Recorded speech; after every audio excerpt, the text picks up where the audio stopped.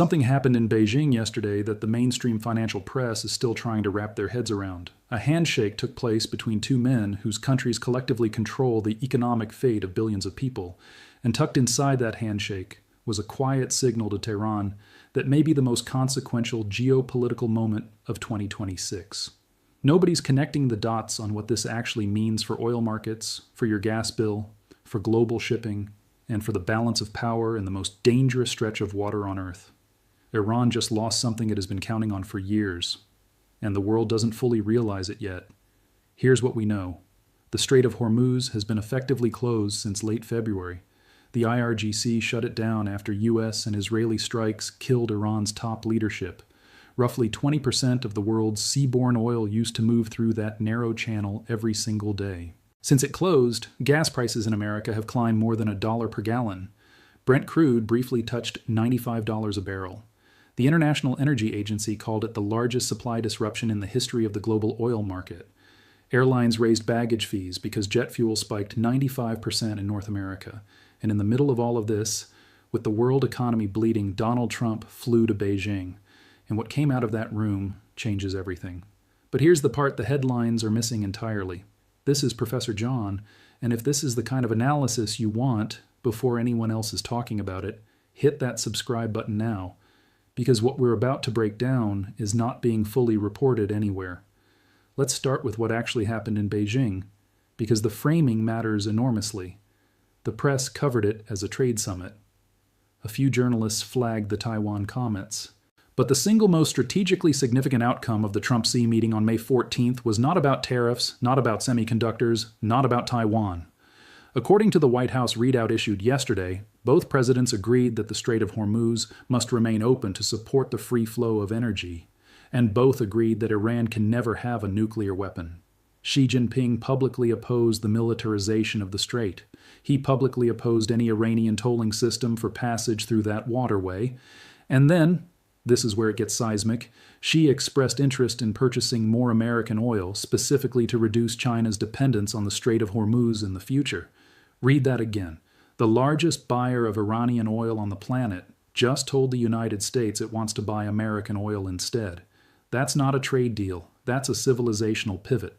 Trump told Fox News' Sean Hannity from Beijing that Xi had said, and I'm paraphrasing closely, that China would not provide military equipment to Iran, and Trump himself called that a big statement, because it is. Xi also told him, according to Trump, that China wants to keep buying Iranian oil, yes.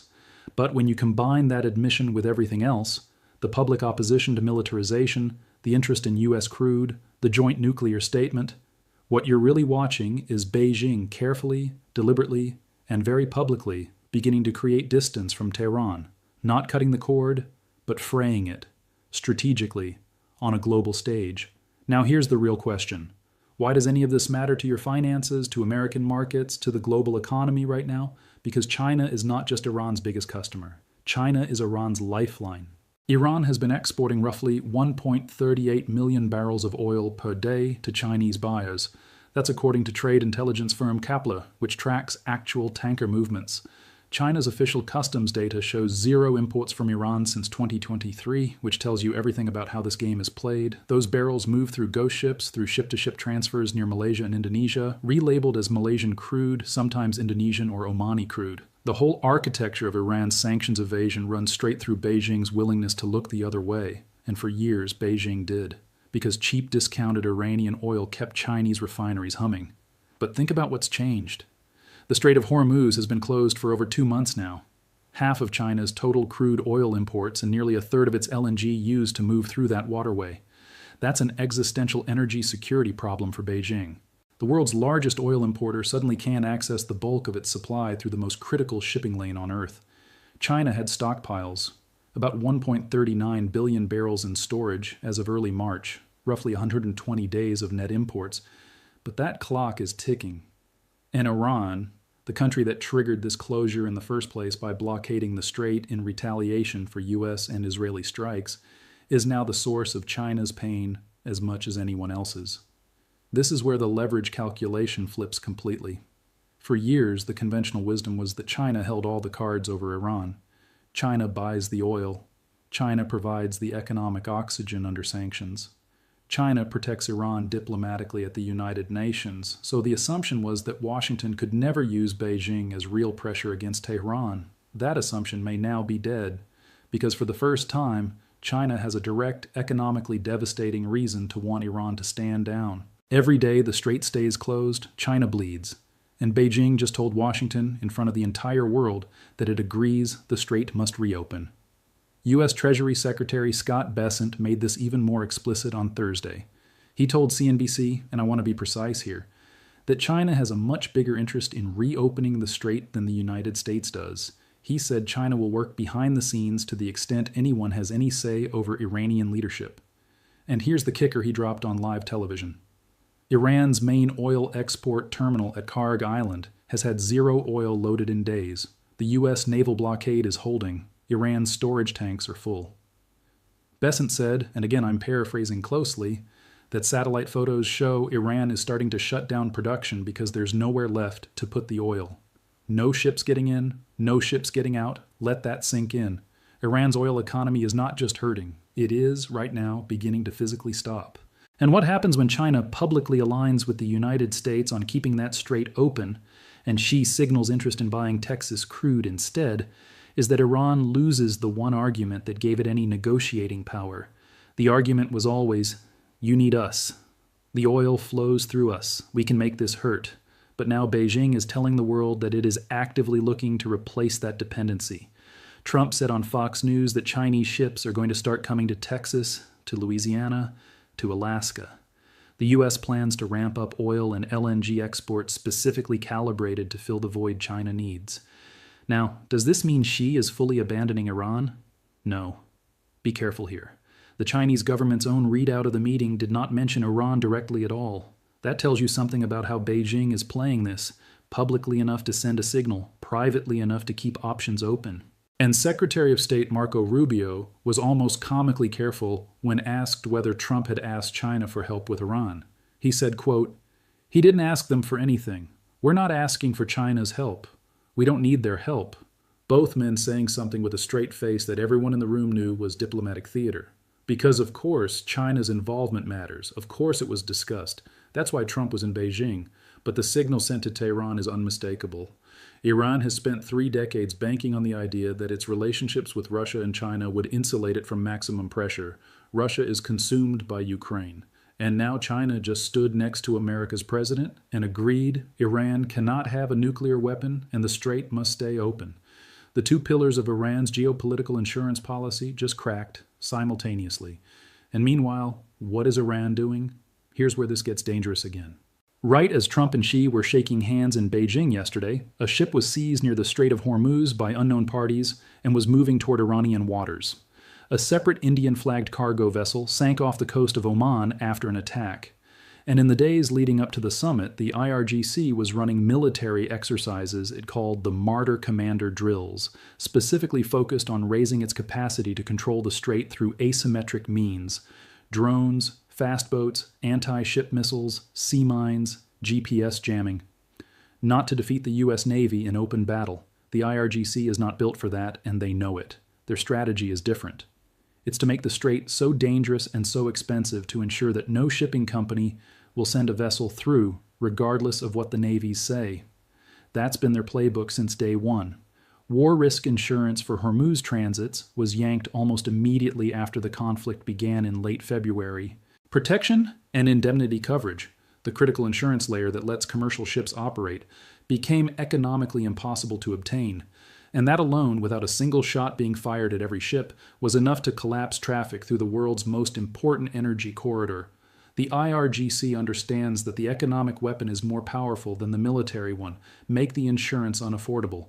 Make owners unwilling to send ships. Force a de facto closure through commercial paralysis rather than military blockade. That's the doctrine. And it's been working. Even after a ceasefire was announced on April 8th, shipping traffic through the strait remained far below pre-war levels, but now comes the pressure Iran couldn't have anticipated in its full intensity. China, publicly on the world stage, with every camera rolling, just said it opposes the militarization of the strait and any effort to charge a toll for passage. Iran had floated the idea of creating something called the Persian Gulf Strait Authority, a new Iranian bureaucratic body that would require ships to get clearance from IRGC forces before transiting, a toll system in everything but name, a stranglehold dressed up in bureaucratic language. And Xi Jinping just told Trump in front of the planet that China opposes exactly that. For Iran's hardline IRGC faction, which has been consolidating internal political power throughout this conflict, this is a strategic nightmare. The IRGC has been the driving force behind the strait closure. It has been the entity that benefits most from Iran's leverage over global shipping. It is also the entity most resistant to any peace deal that strips away that leverage. Because once the strait reopens, once Iran stands down, once a nuclear agreement is signed that includes real verification, the IRGC loses its greatest source of power. The Islamic Revolutionary Guard Corps does not want to be defanged, and a Beijing-Washington alignment against Iranian militarization of the strait is exactly the kind of thing that threatens to defang them. So watch the internal Iranian politics here because they matter as much as the diplomacy. Iran's government is not monolithic. There are factions willing to negotiate. There are factions that will burn the strait down before they cede 1 inch of leverage. And the IRGC is not just a military force. It's a political machine, an economic empire, a revolutionary vanguard that derives its entire identity from resistance to the kind of deal that Trump and Rubio are pushing. Every time there's progress in ceasefire talks, there's an incident, a ship seized, a drone attack, a skirmish, not always by accident. The day Trump met Xi, a ship was taken toward Iranian waters. The day Rubio said ceasefire talks were progressing, there were new strikes near the Lebanon border. These are not coincidences of timing. These are messages from the faction inside Iran that does not want peace and certainly does not want China to help deliver it. Now let's bring this back to what it means for American markets and your financial reality right now. The global economy is already absorbing a historic shock. The IMF warned last month that if the war drags on and oil prices stay elevated, global growth could fall to 2.5%. That's their adverse scenario. Gas prices in the U.S. have risen more than $1 per gallon since February. Airlines are passing costs to passengers. Amazon, FedEx, and USPS implemented fuel surcharges. Food prices are under pressure because fertilizer, largely exported through the Gulf, has become scarce. Over 30% of global urea, which is essential to grow corn and wheat, transits the Strait of Hormuz.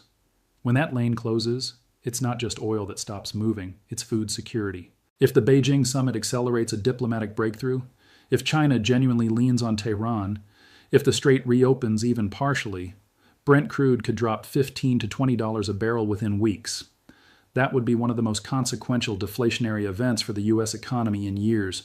Lower oil, lower gas, lower food costs, lower inflation, more room for the Federal Reserve to move, markets would surge. But if the IRGC decides to escalate, if the hardliners double down, if they mine the strait again, if a tanker gets hit in a way that can't be written off as a skirmish, then we're looking at oil back toward $100 a barrel, and the economic damage deepens. And understand this, the U.S. is simultaneously sanctioning the companies that have been moving Iranian oil to China. Just days before the Beijing summit, the Treasury Department sanctioned 12 entities for facilitating Iranian oil sales to Chinese buyers. That's pressure being applied from multiple directions at once. Every ghost tanker that gets hit with sanctions makes it harder and riskier for Chinese refineries to keep buying Tehran's oil at any price. The architecture being built here, if it holds, is a comprehensive squeeze. Military blockade of Iranian ports, sanctions on the shadow fleet moving Iranian crude, a public joint statement with China that the strait must stay open and Iran can't go nuclear, and a commercial incentive for China to switch its oil purchases to the United States, with Trump personally inviting Chinese ships to the ports of Texas, Louisiana, and Alaska. That's not just diplomacy. That's a new global energy order being negotiated in real time. Think about what it means for U.S. energy producers. Texas shale, Louisiana export terminals, Alaska's untapped reserves. Trump is not just fighting a war. He's trying to permanently redirect the most important commodity trade flow on Earth, Chinese oil demand, away from the Middle East and toward American production. If that works, even partially, the geopolitical and economic consequences ripple for decades. American energy dominance becomes structural, not just situational, and China, for its part, has its own reasons to play this game. The Strait of Hormuz closure has exposed Beijing's greatest strategic vulnerability, its dependence on a single choke point it doesn't control and cannot defend. 45 to 50% of China's crude imports used to move through that strait. One conflict, one flashpoint, one set of IRGC speedboats with anti-ship missiles, and China's industrial economy starts seizing. Xi Jinping has spent years talking about energy security. The closure of the Strait of Hormuz in 2026 proved, in the most visceral possible way, that China's energy security is fragile. Buying American oil from Alaska is not just a trade concession, it's a hedge, it's diversification, it's Beijing accepting that its future cannot be held hostage to whatever Iran decides to do with a waterway Iran doesn't legally own but militarily controls. There's a brutal irony buried in all of this. Iran closed the strait to punish the United States and Israel, to make the world hurt, to force concessions.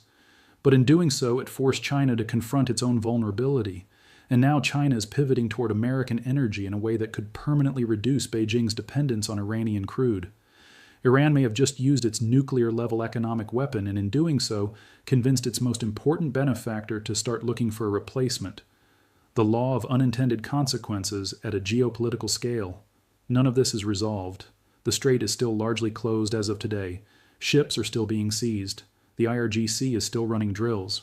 Ceasefire talks between the U.S. and Iran are still grinding through competing demands. Iran still wants the U.S. to lift all sanctions before it will formally agree to nuclear limits. The U.S. still wants verification and dismantlement before sanctions relief. These are not small gaps. And the IRGC faction that benefits from the impasse is actively working to make sure no deal gets signed.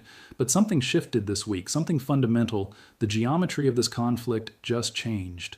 Because for the first time since the war began, both Washington and Beijing are pointing in the same direction, at Tehran. And Iran, for all its asymmetric ingenuity, has never had to face a world where the United States and China agreed on the one thing that matters most. The real question now is not whether China has leverage over Iran. We know it does.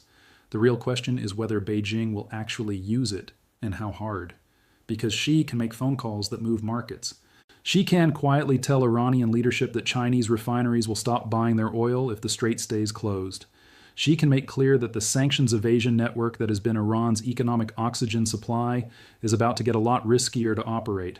That's a level of pressure no U.S. military strike can replicate, and whether Xi chooses to apply it, fully, partially, or just symbolically, will determine whether the world gets a deal or a deeper war.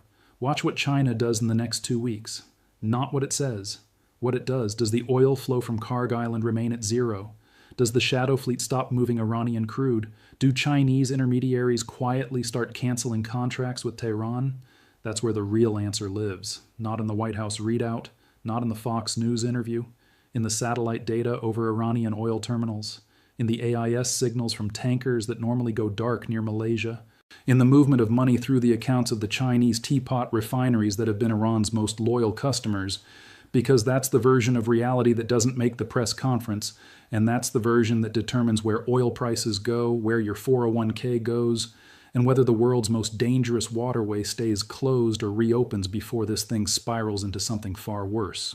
China just flipped on Iran, or at least it started to. The real question is how far they're willing to go, and whether Iran's IRGC, staring down the loss of its economic lifeline and its strategic leverage simultaneously, decides to fold or decides to burn everything down first. This is Professor John. I'll see you in the next one.